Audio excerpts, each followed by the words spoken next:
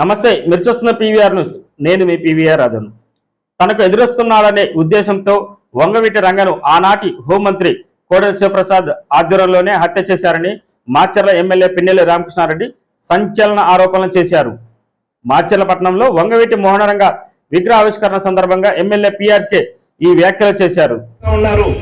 ఆ రోజు రాజశేఖర రెడ్డి గారు అమ్మటి నడిసిన వ్యక్తి రాంబాబు అన్న ఈ రోజు 2 సార్లు ఎమ్మెల్యేగా ఈ రోజు రాష్ట్ర మంత్రిగా కూడా పనిచేస్తా ఉన్నారు. అలా అదే కోవలో రాబోయే రోజుల్లో రంగా గారి స్పీడ్ చూసి ఎప్పుడైనా సరే రాబోయే రోజుల్లో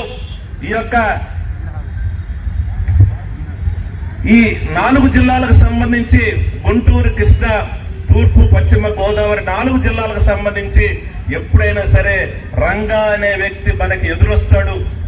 ఎప్పుడైనా రంగా అనే వ్యక్తి మనకు ఎదురు నిలబడతాడు.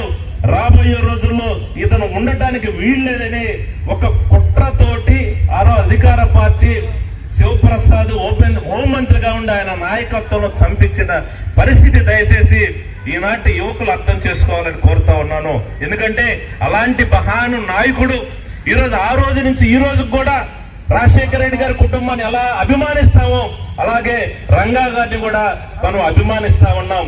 అందుకని మొన్ననే కారంపూడిలో కూడా రంగా గారి విగ్రహాన్ని అక్కడున్న కాపు మిత్రులు, సోదరులు, మిత్రులు, అక్కడ పార్టీ అధ్యక్షులు అల్లయ్య గారు, కాబోయే ఎంపీపీ అల్లయ్య గారు ఖచ్చితంగా అన్న మేము కారంపూడిలో రంగా విగ్రహాన్ని పెట్టుకోవాలి.